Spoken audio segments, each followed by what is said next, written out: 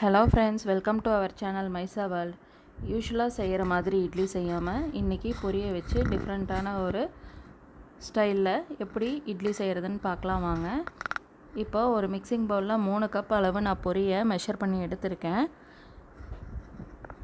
இப்போ பொரியை ரெண்டு தடவை தண்ணி விட்டு நல்லா அலசி எடுத்துக்கலாம். அலசினதுக்கப்புறமா கொஞ்சமாக தண்ணி சேர்த்து பொரி முங்குற அளவுக்கு தண்ணி ஆட் பண்ணி ஒரு 5 மினிட்ஸ் ஊற வச்சு எடுத்துக்கோங்க. பொரி நல்லா ஊறிடுச்சு. ஒரு மிக்ஸி ஜாரில் பொரியை நல்லா ஃபில்டர் பண்ணி எடுத்து தேவைப்பட்டால் கொஞ்சமாக தண்ணி சேர்த்து நல்லா நைஸாக அரைச்சி எடுத்துக்கோங்க. இந்த மாதிரி நல்லா நைஸாக அரைச்சதுக்கப்புறமா கூடவே 3/4 கப்பு தயிர் ஆட் பண்ணியிருக்கேன். 1 கப் அளவு உப்புமா ரவை, ஒயிட் கலர் ரவை ஆட் பண்ணியிருக்கேன். கூடவே தேவையான அளவு உப்பு சேர்த்து எல்லாத்தையும் இட்லி பேட்டர் கன்சிஸ்டன்சிக்கு நல்லா கலந்து விட்டுக்கோங்க. இது போல் நல்லா கலந்து விட்டுட்டு அடுத்தது தாளிப்புக்கு ஒரு கடாயில் 2 டேபிள் ஸ்பூன் எண்ணெய் சேர்த்துருக்கேன். கூடவே 1/2 ஸ்பூன் கடுகு, 1/2 ஸ்பூன் உளுத்தம்பருப்பு. நான் கடலைப்பருப்பு சேர்த்தலை, நீங்கள் கூடவே கடலைப்பருப்பு கறிவேப்பிலையும் ஆட் பண்ணிக்கலாம். இப்போது 2 பச்சை மிளகா எல்லாத்தையும் சேர்த்து ஒரு நிமிஷம் நல்லா வதக்கிக்கோங்க.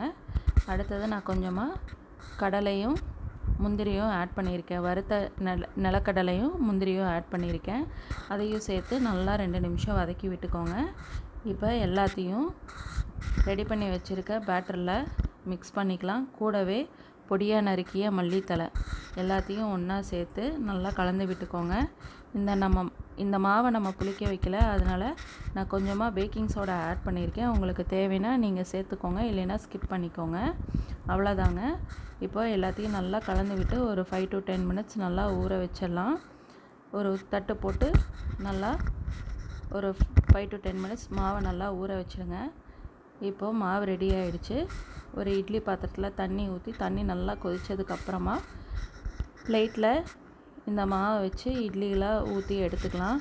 ஒரு 7 to 8 மினிட்ஸ் நல்லா வேக வச்சு எடுத்துக்கோங்க. அவ்வளோதாங்க. ரொம்பவே டேஸ்ட்டாக அங்கங்கே கடிக்கும்போது க்ரன்ச்சியாக இருக்கிற மாதிரி ஒரு சூப்பரான இட்லி ரெடி ஆயிடுச்சு. நீங்கள் தேவைப்பட்டால் தோசையாக, ஊத்தாப்பமாக, இல்லைன்னா தட்டு இட்லியாக கூட இதை செஞ்சு சாப்பிட்லாம். நீங்களும் செஞ்சு பார்த்துட்டு எப்படி இருக்குன்னு சொல்லுங்கள்.